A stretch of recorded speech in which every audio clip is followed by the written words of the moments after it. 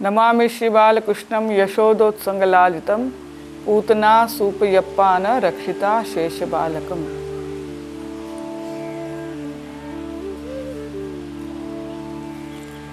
श्रीमद् भागवत दशम स्कंद अध्याय 5। श्री सुबोधनी जी।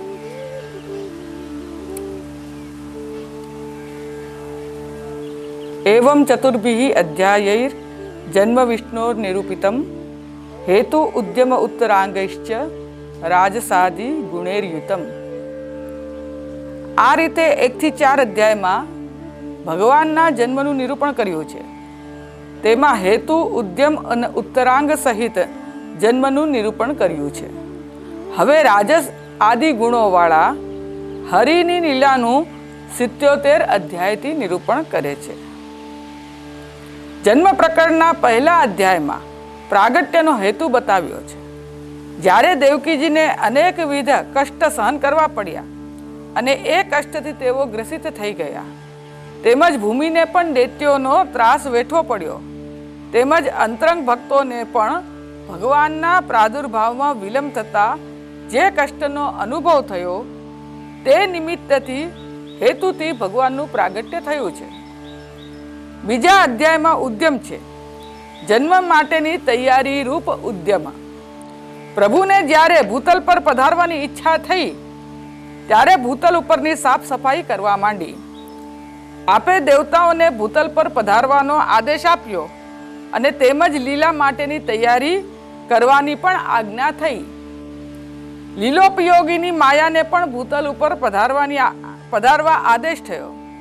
સ્વરૂપાનંદના દાન કરવાના સમયે પણ યોગ માયાથી ઉપાસિત થઈને ભગવાને સ્વરૂપાનંદનું દાન કર્યું છે। આ બધી લીલાઓને ઉદ્યમ લીલા કહે છે। અધ્યાય 3 રૂપાંતર સ્વીકાર। ભગવાને દેવકીજીને આજ્ઞા કરી, તેમને શાંત પાડી પોતે બાળક બની ગયા। આ રીતે નટની જેમ નાટ્ય કરવા પધારેલા હોવાથી દેવકીજી અને વસુદેવજી પણ સંભ્રમમાં પડી ગયા। અધ્યાય 4 કાપટ્ય। તે માયાનું કાર્ય છે। માયાથી જ ભગવાનનો જન્મ થાય છે। વાસ્તવિક તો બ્રહ્મનો જન્મ થતો નથી, તેથી માયાના કાર્યયુક્ત નાટ્યને કહેવું જોઈએ। તેથી ભગવાનનો જન્મ એ પણ નાટ્ય છે એમ કહેવું જોઈએ। આ અધ્યાયમાં માયાનું કાર્ય સર્વને દુઃખ દેવું અને ધર્મનો નાશ એ કયા છે। દશમ સ્કંદના કુલ 90 અધ્યાયો છે। એમાંથી બ્રહ્માજીના પ્રસંગના 3 અધ્યાયો પ્રક્ષિપ્ત ગણ્યા છે, કારણ કે એમાં સારસ્વત કલ્પીય લીલા નથી એમ આચાર્યશ્રી માને છે। એટલે આ 3 છોડીને 87 અધ્યાય થાય છે। તેમાંથી જન્મ પ્રકરણના 4 અને છેવટના 6 અધ્યાયો ઐશ્વર્ય વીર્યાદિ ગુણવાળા બાદ જતા 77 અધ્યાયો રહ્યા। આ 77 ગુણ પ્રકરણના અધ્યાયોનું સારસ્ય હવે સમજાય છે। સપ્ત સપ્તતિભિઃ કૃત્યમ હરેરત્ય નિરૂપ્યતે ભગવાન સ્વેન ધર્મૈશ્ચ સપ્તદૈકાદશેન્દ્રિયૈઃ કૃત્યમ ચકાર યસ્માદ્વિ તતસ્તાવદ્ભિરુચ્યતે ત્રિવિધાની ચ કર્માણિ ત્રિવિધાનામ હિતાયહિ। ભગવાન પોતે અને પોતાને ઐશ્વર્યાદિ 6 ધર્મો એમ 7 પ્રકારે ભક્તોની 11 ઇન્દ્રિયો સાથે જે લીલા કરી, તેથી તેટલા અધ્યાયોથી ભગવાનની લીલાકૃતિ કહેવામાં આવે છે।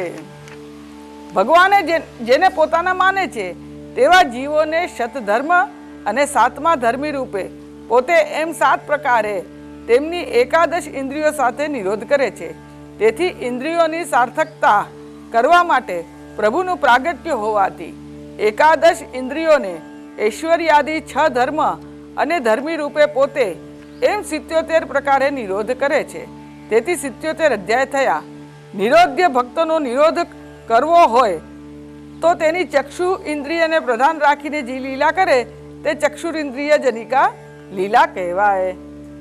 તત્વાતિક્રમણે રોધસ્તામસે રાજસે ભવેત કાલાતિક્રમણે શિષ્ટે કાલસ્તત્રિક વિંશતિઃ। તામસ, રાજસ અને સાત્વિક એ 3 પ્રકારના ભક્તોના હિત માટે 3 પ્રકારના કર્મો કરેલા છે। તામસ અને રાજસ ભક્તોનો નિરોધ તત્વના અતિક્રમણ કરવાથી થાય છે. બાકીના સાત્વિક ભક્તોનો નિરોધ કાલના અતિક્રમણ કરવાથી થાય છે. 12 મહિના, 5 ઋતુઓ, 3 લોકો અને 21મો આદિત્ય શ્રુતિ પ્રમાણે કાલ 21 પ્રકારનો છે. દ્વાદશઃ માસા પંચતર્વસ્ત્રયા ઇમે લોકા આશાવાદિત્ય એકવિંશઃ ઇતિ શ્રુતેઃ. ભગવાનની લીલામાં જ્યાં જ્યાં ગુણવાળા ભક્તોની વાત આવે ત્યાં તે સૃષ્ટિની ઉત્પત્તિના સમયના પ્રકૃતિના ગુણોવાળા આ ભક્તો નથી. અહીં જે સગુણતા તેમનામાં છે તે ભગવાને લીલા માટે તે ગુણોના જેવા ભાવને તેમનામાં સ્થાપ્યા છે અને તેથી તે ભાવને લઈને ભક્તો સાત્વિક, રાજસ, તામસ તરીકે ભક્તોને કહે છે. લીલાની દ્રષ્ટિએ આચાર્ય ચરણે તામસ ભક્તોને ઉત્તમ કહે છે. વાસ્તવિકતામાં તો આ બધા વ્રજભક્તો નિર્ગુણ જ છે. તામસ, રાજસ, સાત્વિક ચરિત્રોવાળી લીલામાંના તે પ્રકારના જીવો માટે કહી છે. જ્યાં સુધી તત્વોનું અતિક્રમણ ન થાય ત્યાં સુધી નિરોધ થઈ શકતો નથી. તત્વો 28 છે. એ જ્યારે ભગવાન દરેકમાં પ્રવેશ કરે ત્યારે તે જીવના તે તત્વે ભગવદ રૂપ બની જાય છે અને આવું થાય ત્યારે પૂર્ણ નિરોધ થાય છે. સર્વ નિર્ણયમાં કારિકા 93 અને 94માં 28 તત્વો જણાવ્યા છે. સત્વ, રજસ, તમસ, પુરુષ, પ્રકૃતિ, મહત, અહંકાર, 8 થી 12 5 તન્માત્રાઓ, શબ્દ, રૂપ, સ્પર્શ, રસ, ગંધ, પંચ મહાભૂતો, આકાશ, વાયુ, અપ, તેજ, પૃથ્વી, 5 કર્મેન્દ્રિય, 5 જ્ઞાનેન્દ્રિય, શ્રોત્ર, ત્વક, ઘ્રાણ, દૃક, જીહ્વા અને 28મું મન. આ પ્રમાણે 28 તત્વો માનેલા છે. જ્યારે 28 તત્વો ભગવદ રૂપ બને ત્યારે ભક્તોનો નિરોધ પૂર્ણ થયો ગણાય અને સાથે જ્યારે ભગવાનનો નિરોધ પણ ભક્તમાં થાય, ડોલત પાછે લાગે ત્યારે પરસ્પર ભગવાન અને ભક્તનો પરસ્પર નિરોધ થાય ત્યારે પૂર્ણ નિરોધ થાય.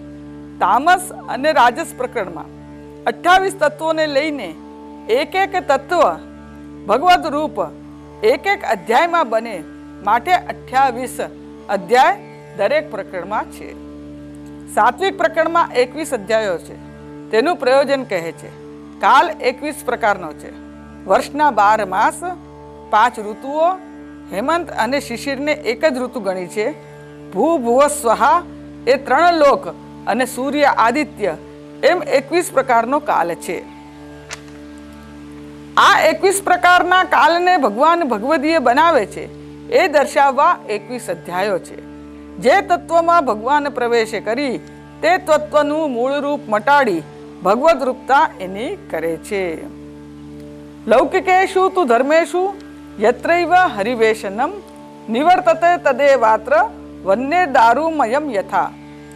જેમ કાષ્ટમાં અગ્નિ પ્રવેશ કરતા લાકડું પૂરું અગ્નિરૂપ થઈ જાય છે, તેમ અહીં લૌકિક ધર્મમાં જેની અંદર હરિનો પ્રવેશ થાય છે તે વખતે તેનું મૂળ રૂપ જતું રહે છે અને તે ભગવદ રૂપ બને છે. તત્વ અને કાળના અવ્યયો જેમાં ભગવાન પ્રવેશ કરે છે તે તેના સ્વરૂપથી નિવૃત્ત થાય છે અને તે તત્વોને અવયવો ભગવદ રૂપ બને છે. તેમાંથી લૌકિક ધર્મ જતો રહે છે. લૌકિક તત્વ અથવા કાળના અવયવને ભગવાનનો સંબંધ થતા તે લૌકિકત્વ મટી ભગવદ રૂપ થાય છે. સ્વભાવસ્ય અન્યથા ભાવો નવૈ શક્ય કથંચન અતઃ ત્રિવિધ જીવેષુ ત્રિવિધા ભગવત કૃતિ. સ્વભાવને ફેરવવો એ કોઈ રીતે શક્ય નથી. માટે સાત્વિક આદિ 3 પ્રકારના જીવો માટે 3 પ્રકારના કૃત્યો એટલે કે લીલા કરી છે. જીવના સ્વભાવને ફેરવવો શક્ય નથી અને તેને બદલવા જતાં ઘણું કષ્ટ જીવને થાય છે. જીવ કદી સાધન બળથી નિર્ગુણ બનવાનો નથી. ભગવાન અક્લિષ્ટ કર્મા છે, તેથી જીવનો સ્વભાવ બદલવા માટે શ્રમ લેતા નથી. ઉલટું જીવના સ્વભાવનું પોતે અનુસરણ કરે છે, કારણ આ પરમ ઉદાર છે અને પરમ દયાળુ છે. જીવ પર કૃપા કરવા જ સાત્વિકાદી લીલા જીવના સ્વભાવ અનુસાર કરે છે. માત્ર જીવોનો ઉદ્ધાર પોતાના સામર્થ્યથી જ કરે છે. તેથી પ્રભુ પોતે જ અધીર થઈ જઈ ભક્ત પર કૃપા કરવા, તેને જરા પણ કષ્ટ ન થાય એ દ્રષ્ટિએ પોતે જ તેવા ગુણવાળી લીલા કરે છે. ભગવાન કોમળ હૃદયવાળા હોવાથી સ્વકીયોને લેશ પણ ક્લેશ સહન કરતા નથી. ભગવાનનો ખરો મહિમા ભક્તના સ્વભાવને અનુસરવામાં જણાવાય છે. ભક્ત સ્વભાવ સરણે રસાળતા અનેક વિધતા લાવવા ભગવાન ભક્તના સ્વભાવનું અનુસરણ કરે છે. પોતે ભક્તના પ્રેમના ભૂખ્યા છે, તેથી ભક્ત સ્વભાવનું અનુસરણ આપમેળે થઈ જાય છે. લૌકિકમ તામસે મુખ્યમ કામાંતાચ કૃતિ સ્ફુટા કામોદ્ભૂતે તથા પ્રીતિસ્તે નાદૌ તન નિરૂપ્યતે. તામસમાં લૌકિક મુખ્ય હોય છે. તેમના કૃત્ય કામ જેવું ફલ હોય તેવા સ્પષ્ટ હોય છે. તેમજ કામથી આવિર્ભૂતમાં તેમની પ્રીતિ હોય છે. તેથી આરંભમાં તામસ પ્રકરણનું નિરૂપણ કરવામાં આવે છે. લીલાની દ્રષ્ટિએ આચાર્ય ચરણો તામસ ભક્તોને ઉત્તમ કહે છે. પ્રકૃતિના ગુણ તામસના જેવા ગોપીજનોના લક્ષણ હોવાથી તેમને તામસ ભક્તો કહ્યા છે. પુષ્ટિ માર્ગમાં ફલ તો પુષ્ટિ પુરુષોત્તમ જ છે. બીજા પદાર્થોમાં જો કોઈ ફલરૂપતા જણાતી હોય તો તે પ્રભુના સંબંધને લઈને જ. લોકમાં તમોગુણનો સ્વભાવ એવો પડ્યો હોય છે કે તેમણે જે માની લીધું, પકડી લીધું, તે પછી કદું છૂટતું નથી. મૌઢ્યાત યત્ર આગ્રહા પતતી તત્ર સ ન ગચ્છતિ કથંચન ઇતિ લોક દૃશ્યતે.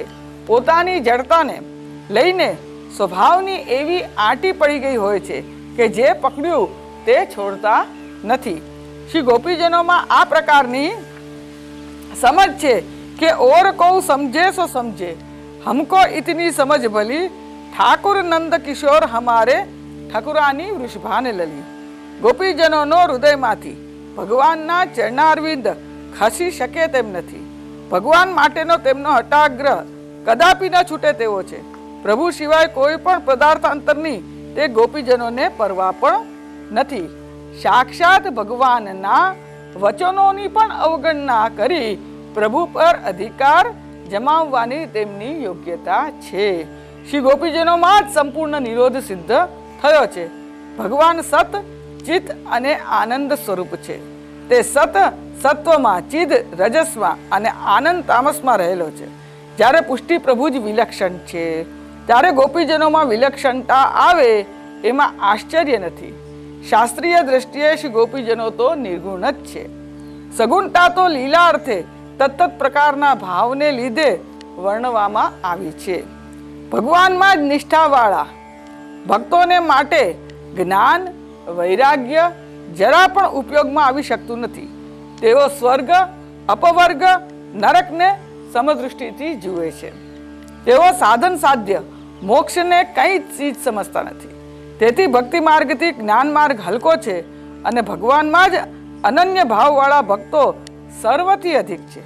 તામસ ભક્તોના મનમાં ભગવાન વિશે અત્યંત ઉત્કૃષ્ટ ભાવ હોવાથી પ્રભુ સ્વરૂપ સિવાય બીજું કંઈ એમને અપેક્ષણીય નથી. વ્યાપક રૂપે, આત્મા રૂપે ભગવાન હૃદયમાં બિરાજમાન હોવા છતાં એમના ચિત્તનો ભાવ એવો છે કે ભગવાન અંતર્યામી રૂપે બિરાજેલા એવા ન ગમે. સાક્ષાત અનુભવ કરાવે તે જ પ્રભુ એમને માટે કામના છે, એવી તેમની ભાવના હોય છે. વળી તામસોની બધી પ્રક્રિયા વિપરીત એટલે કે ઉલટી હોય છે. પુષ્ટિ માર્ગની રીત મર્યાદા માર્ગના કરતા વિપરીત છે. તે બતાવવા તામસ પ્રકરણ નામ પાડ્યું. શાસ્ત્રમાં કામનો અર્થ ઈચ્છા થવી, કામના થવી તે છે. કોઈ પણ પદાર્થ વિશે ઈચ્છા થવી તે કામ. વિષય વાસના એટલે ભગવાનમાંથી ચિત્ત છોડી લૌકિક પદાર્થોમાં મન લગાડવું તે વિષય વાસના છે. દાખલા તરીકે ભગવત સંબંધ વિનાનો જો પવનનું સુખ જીવ માનતો હોય, અહો કેવો ઠંડો પવન છે, એ પ્રમાણેનું ભાન થયું તે વિષય વાસના છે. આપણી પ્રત્યેક ઇન્દ્રિયોનો વિષય ભગવાનને બનાવીએ અને પ્રત્યેક ઇન્દ્રિય હું જલ્દી ભગવાન પાસે પહોંચી જાઉં એવી ભાવના કરે, તેના કરતાં ઉત્તમ સ્થિતિ બીજી કઈ હોઈ શકે? પુષ્ટિ માર્ગમાં સ્ત્રી મુખ્ય અધિકારી છે.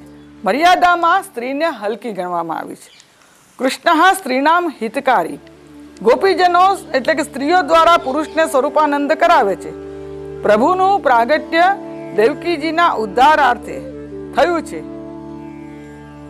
કામ જે લોકમાં પ્રતિબંધક છે તે અહીં પ્રભુ પ્રાપ્તિમાં સાધક બને છે. મર્યાદા માર્ગમાં સ્ત્રી પુત્રાદિકની અંદર ચિત્ત રહે તો બાધક ગણાય. પુષ્ટિમાં ભગવત ભાવવાળા કુટુંબીજનોમાં મન પોરવવાનું હોય છે. પુષ્ટિ માર્ગમાં કામને લીધે દૈન્ય થતા પ્રભુ પ્રગટ થાય છે, તેમનામાં સ્નેહ થાય છે. આમ મર્યાદામાં મુક્તિમાં વિઘ્ન કરનાર કામ જ આ માર્ગમાં ભગવાનની પ્રાપ્તિ કરાવનાર થાય છે. મમ પ્રભુ મારા છે એવી ભાવનાથી તેમને સેવવા એ જ કામ ભાવના છે. આવી ભાવના હોય ત્યાં ભક્તના હૃદયમાં પ્રભુના તરફથી સુખની અપેક્ષા હોય છે. એના કરતા ભક્તે હું પ્રભુનો છું તેવો ભાવ રાખવો.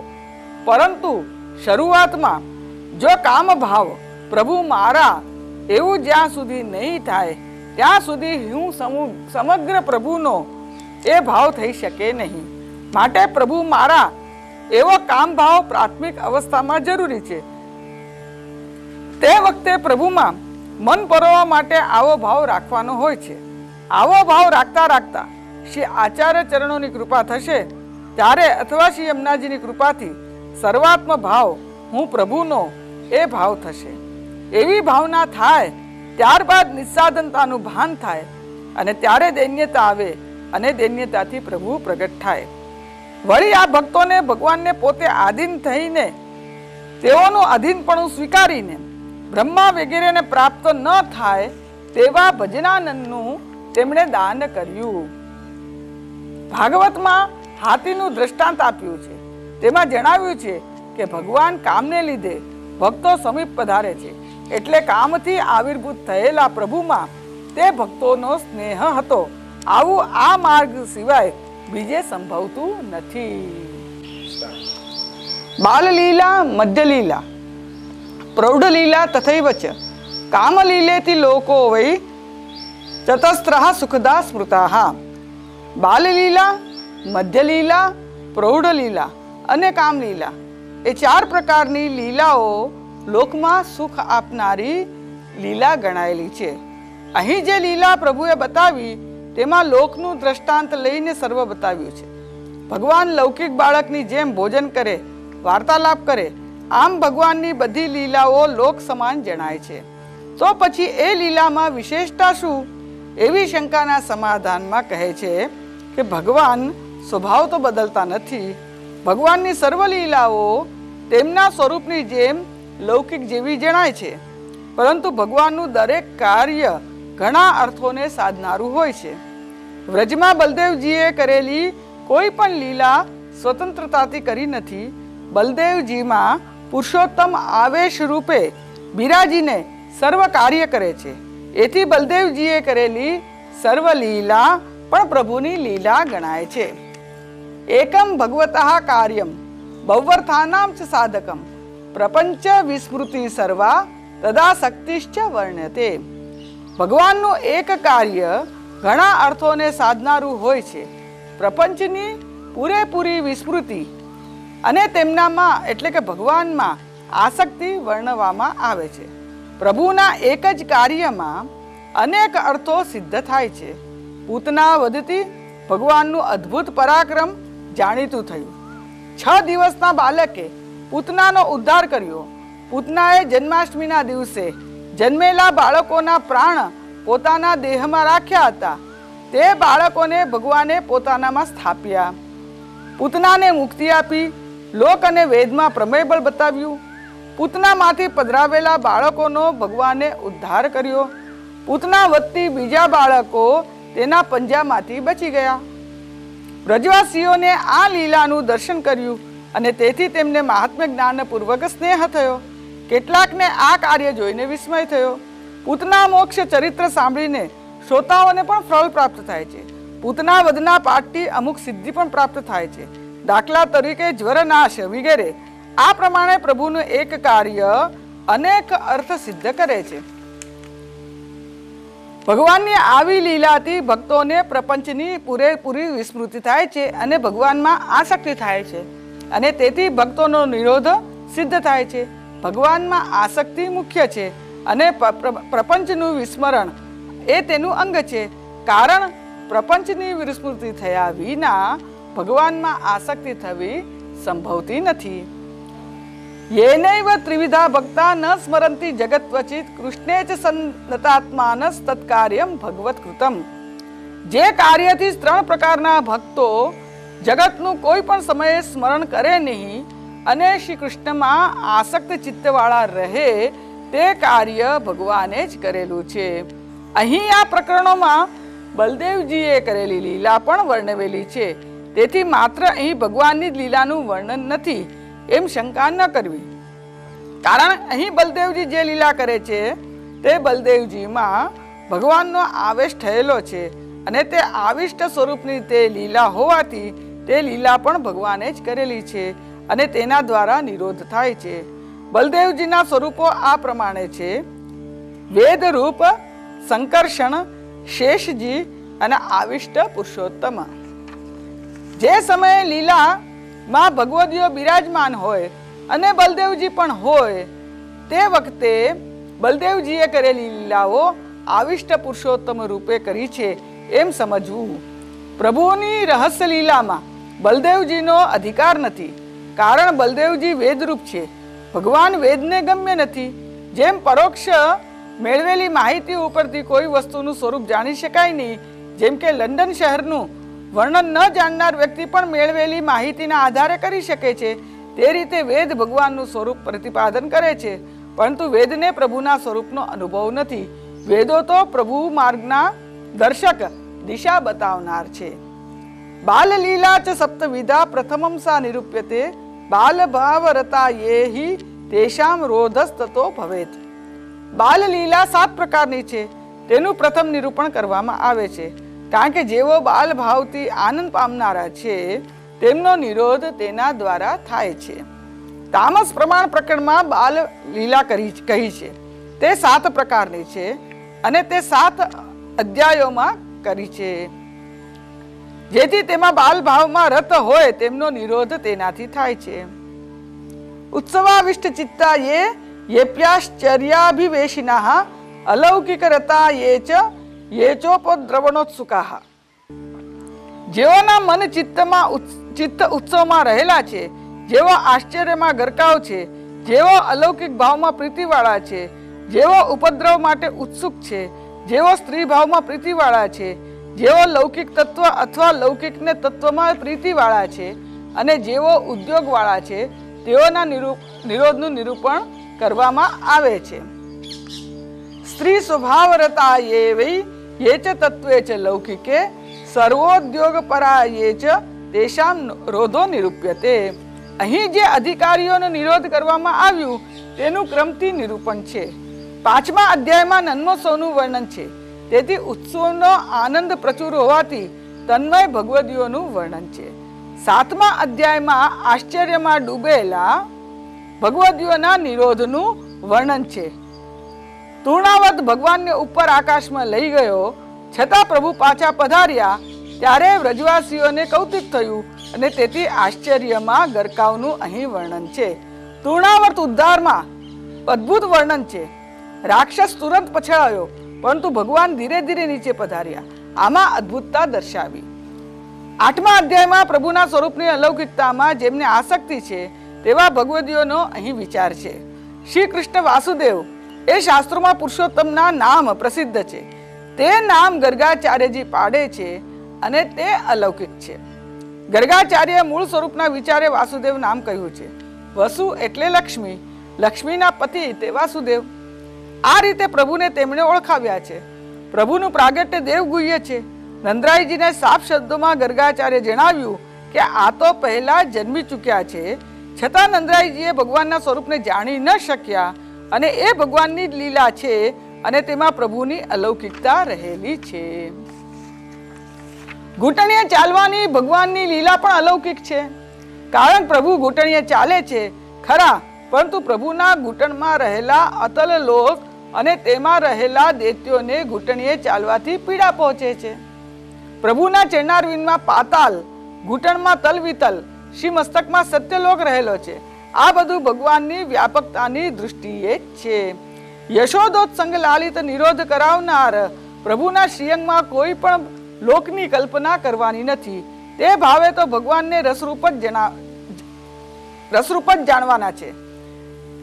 જગતના નિયમનમાં પૂર્ણ પુરુષોત્તમ લક્ષ્ય આપતા નથી અને તે કાર્યો તો વ્યૂહો દ્વારા પણ કરે જાય છે. વળી માખણ ચોરીનો પ્રસંગ છે. આપણા અલૌકિક કર્મ છે. લૌકિકમાં જે હીન ગણાય તે પ્રભુના ચરિત્રમાં પ્રધાન બની જાય છે.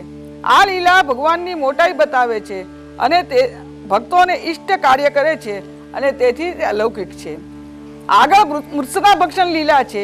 એ પણ અલૌકિકને નિરોધ કરવા વાળી લીલા છે.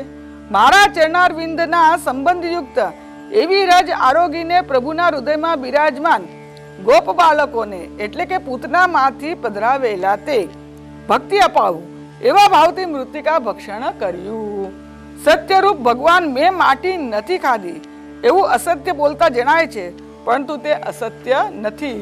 કારણ આરોગવું એ ભગવાનનો ધર્મ જ નથી. મુખમાં ત્રિજગત દર્શન કરાવે છે એ પણ પ્રભુના સ્વરૂપની અલૌકિકતા. આ રીતે અલૌકિક ભાવવાળાનો નિરોધ અહીં કહ્યો. 9મા અધ્યાયમાં ઉપદ્રવયુક્ત લીલાઓ આ અધ્યાયમાં કહી છે. પ્રભુને અને ભક્તને બંનેને ઉપદ્રવ કરનારી લીલાનું દધિમંથન પ્રસંગમાં નિરૂપણ છે. જ્યારે યશોદાજી પ્રભુની વાત સાંભળતા નથી અને પોતે દધિમંથનના કાર્યમાં લાગેલા છે, ત્યારે ભગવાને તેમનામાં તેમનો નિરોધ કરવાનો વ્યર્થ પ્રયત્ન કરે છે. પરંતુ ભગવાન આવા છટકી જતા લૌકિકમાં આસક્ત થયેલા ભક્તોનો પણ નિરોધ કરાવે છે. યશોદાજી પ્રભુને શિક્ષા કરવાને તત્પર થયા છે. તેઓ લૌકિક આવેશમાં આવી જઈને ભગવાનના સ્વરૂપને ભૂલી ગયા અને આ તેમને ઉપદ્રવ કરનારી લીલા છે. 10મા અધ્યાયમાં નલ કુબેર મણિગ્રીવનો પ્રસંગ છે. નલ કુબેર મણિગ્રીવ સ્ત્રીઓમાં રમનારાઓ અને રાજસ તામસ ભાવવાળા મદિરામાં પ્રીતિ વાળા હતા, છતાં નિરોધ કર્યો. 6ઠ્ઠો અધ્યાય તત્વમાં અથવા લૌકિક તત્વમાં પ્રીતિવાળાનો નિરોધ. હરિને શરણે જેવાથી ભયની નિવૃત્તિ થાય છે. શ્લોકમાં એક તત્વ કહ્યું, મુક્તિનો જે અધિકારી નથી તેવી પૂતનાને મુક્તિ આપી અને ગોપીજનોએ ભગવાનની રક્ષા કરી. તેમાં તેઓનો ભગવાનમાં સ્નેહ અલૌકિક છે એ તત્વ જણાવ્યું. તેઓ લૌકિક રીતિ પ્રમાણે રક્ષા કરે છે, તેથી લૌકિક તત્વમાં પ્રીતિવાળાનો નિરોધ અહીં કર્યો છે. 11મા અધ્યાયમાં વૃંદાવનમાં ગોપવાસ કરે છે ત્યાં સુધી તેઓનો મોટો ઉદ્યમ કહ્યો છે. વળી ભગવાનને પણ શ્લોક 7મા અને 9મા લીલાનો ઉદ્યમ કર્યો છે. તેથી સર્વ પ્રકારના ઉદ્યમ વાળાનો નિરોધ થશે. અથવા આ 7 અધ્યાયોને ક્રમવાર લઈ શકાય કે 5મા અધ્યાયમાં જેઓના ચિત્ત ઉત્સવમાં રહેલા છે તેમનો નિરોધ, 6ઠ્ઠા અધ્યાયમાં જેઓ આશ્ચર્યમાં ડૂબેલા છે તેમનો નિરોધ, 6ઠ્ઠા દિવસે સવારે પૂતનાનું આવવું થયું. તે સહસા છેક યશોદાજી પાસે પહોંચી ગઈ, છેક સુવાવડ કોઠામાં અંદર ગઈ. તે આશ્ચર્ય નહીં તો પરાયું કોઈ છેક અંદર ન જઈ શકે. અંદર જઈને નંદરાયજીને જેવા મોટાના ઘરમાં બાળકને ઝટ ખોળામાં લઈ લીધું, છતાં કોઈએ તેમને ન રોકી. એ પણ આશ્ચર્યજનક. અપકારનો બદલો ઉપકારથી આપ્યો. માતૃવત ગતિ પૂતનાની કરી અને તેને મુક્તિ આપી. ભગવાનની ઈચ્છા શક્તિ જ એવા પ્રકારની હોવાથી ભગવાનનો સાક્ષાત સ્પર્શ કરવા છતાં પ્રભુ સંબંધી જ્ઞાન પૂતનાને ન થયું. એ પણ આશ્ચર્ય. વિષપાન કરવા છતાં ભગવાન મુખમાં મુગ્ધ ભાવ કાયમ રહ્યો. એ પણ આશ્ચર્ય. ઋષિઓના પુંભાવ ધર્મને વિષયાત્મક એવા કામભાવ વાળાને શુદ્ધ કરવા પૂતનામાં ધકેલ્યા. ઝેરથી ઝેરનું મારણ કર્યું. આસુરી પૂતનાના ધર્મોથી કામભાવનું મરણ કર્યું. પૂતનાના શરીરમાંથી દુર્ગંધને બદલે દાહ વખતે સુગંધ ફેલાઈ. એ પણ એક આશ્ચર્ય. 7મો અધ્યાય અલૌકિક ઉત્સવના માટે પણ લૌકિક ધર્મમાં આસક્તિ રાખી અને પ્રભુને વિસરી ગયા. તેથી સખટ ઉથલાવીને તેમણે પોતાનું સ્મરણ કરાવી માતાનો નિરોધ કર્યો. તે લીલા અલૌકિક છે. તેમજ સખટ ઊંધું પડી ગયું, તે પણ અલૌકિક. વળી પ્રવાલ જેવા કોમળ ચરણારવિંદના સ્પર્શથી જ ગાડું ભાંગ્યું, તે પણ અલૌકિક. તૃણાવત ઉપાડીને લઈ ગયો ત્યારે અકસ્માત પોતાનું વજન વધાર્યું અને તેને મારીને કુશળ પાછા પધાર્યા. એ પણ લીલા અલૌકિક. ભગવાને બગાસું ખાધું અને માતાએ મુખમાં આખું વિશ્વ જોયું. એ પણ લીલા અલૌકિક. તેથી અલૌકિક ભાવવાળાનો નિરોધ આ કથાથી થાય છે. 8મો અધ્યાય. ચોરી જેવી લીલાઓ લોકની દ્રષ્ટિએ ઉપદ્રવ કરનારી છે, તેથી ઉપદ્રવ માટે ઉત્સુક છે. તેઓના તથા નામ અને રૂપમાં આસક્તિ છે, તેમનો અધ્યાયની કથાથી નિરોધ થાય છે. 9મો અધ્યાય. અહીં સ્ત્રી સ્વભાવ જણાવેલા છે. અગ્નિ પર ઉકાળવા મૂકેલું દૂધ ઉભરાઈ જતું તે ઉતારવું જરૂરી જાણી દાસી નહીં હોવાથી યશોદાજીએ પોતે ઉતાર્યું અને ભગવાને દધી પાત્ર ફોડ્યું. તેની શિક્ષા કરવા લાકડી લઈ પાછળ દોડ્યા અને બાંધવા માંડ્યા. પુત્રને શિક્ષા કરવી એ સ્ત્રી સ્વભાવ છે, માટે સ્ત્રી સ્વભાવમાં પ્રીતિ છે, તેમનો નિરોધ થાય છે. 10મો અધ્યાય. લૌકિક તત્વ અને પરમાર્થ તત્વ. નારદના વચનો શ્લોક 8 થી 18 સુધી. લોકનું તત્વ અને નલકુબેર મણિગ્રીવને કરેલી ભગવાનની સ્તુતિ, તેમાં પરમાર્થ તત્વ કહ્યું છે, માટે લૌકિક તત્વ અને પરમાર્થ તત્વમાં પ્રીતિવાળાનો નિરોધ થાય છે. કુબેરની સ્તુતિ એ તત્વરૂપ છે અને તેમની વિહાર અવસ્થા રૂપ કૃતિ અને વચનો અલૌકિક છે. વચનો એ લૌકિક છે. 11મો અધ્યાય. ગોપો ગોકુળમાંથી નંદગામમાં રહેવા જવા માટે મંત્રણા કરી નવા સ્થાનમાં રહેવા જાય છે. આ ઉદ્યમ કરે છે તેનું નિરૂપણ છે. તે ઉદ્યોગ વાળાનો નિરોધ તદ દ્વારા છે. જન્મોત્સવો હરેરત્ર પંચમે વિનિરૂપ્યતે આવશ્યકમ પરિત્યજ્ય કૃતમ તદ ઇતિ ચોચ્યતે. આ 5મા અધ્યાયમાં હરિના જન્મ ઉત્સવનું વર્ણન કરવામાં આવે છે અને તેમાં તેમના આવશ્યક કામ છોડી દઈને ઉત્સવરૂપ કાર્ય કર્યું છે એમ કહ્યું છે. 5મા અધ્યાયમાં જન્મોત્સવનું વર્ણન છે.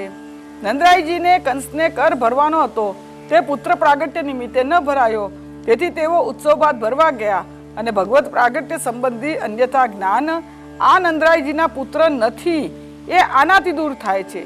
નંદરાયજી સંપૂર્ણપણે ભગવાનને પોતાના જ પુત્ર છે એમ સંપૂર્ણપણે માનતા હતા, તેથી જરૂરી કામ પડતા મૂકી ઉત્સવ ઉજવ્યો અને કિંમતી ચીજો પુત્ર માટે લાવે છે. અન્યથા જ્ઞાન શંકા ચ તેનૈવ વિનિવાર્યતે ઉત્સવસ્ત્વન્યથા ન સ્યા દ્રવ્યાનયનમેવ ચ આસક્તિ બોધનાર્થાય તસ્યાંતે ભય વર્ણનમ. નંદનની અન્યથા જ્ઞાન શ્રી કૃષ્ણ મારા પુત્ર નથી પણ વસુદેવજીના પુત્ર છે એની શંકાનું પણ તેનાથી નિવારણ થાય છે. તેમ ન હોત તો ઉત્સવ ન થાત અને નંદરાયજી દ્રવ્ય પણ ન લાવત. નંદરાયજીએ ને એવી શંકા હોત કે આ મારા પુત્ર નથી પણ વસુદેવજીના પુત્ર છે, તો તે આવશ્યક કર ભરવાનું છોડી ઉત્સવ ન મનાવત અને ઉત્સવ કર્યા પછી પણ મથુરા ન જાય. નહીં તો વસુદેવના પુત્રને છુપાવનાર તરીકે નંદરાયજીને કંસ હેરાન કરે. વળી ઉદારધી કયા છે એટલે મથુરાથી જે ચીજો પુત્ર માટે લાવ્યા છે તે પોતાના જ પુત્ર છે એમ જાણીને જ લાવ્યા છે. આસક્તિનું જ્ઞાન કરવા માટે અંતમાં ભયનું વર્ણન કરે છે. નંદરાયજીને શ્રી કૃષ્ણ પોતાના પુત્ર છે અને તેમનામાં અતિશય આસક્તિ છે, તેથી 5મા અધ્યાયના અંતે વસુદેવજી એમ નંદરાયજીને કહ્યું કે ગોકુળમાં ઉત્પાતો છે. ત્યારે નંદરાયજી આ વાત જાણતા જ ભયને લીધે મથુરાથી તુરંત ગોકુલ પોતાના પુત્રને માટે આવ્યા છે. પોતાનો પુત્ર છે એમ મન હોય તો જ કાળજીથી તુરંત ગોકુળમાં આવે.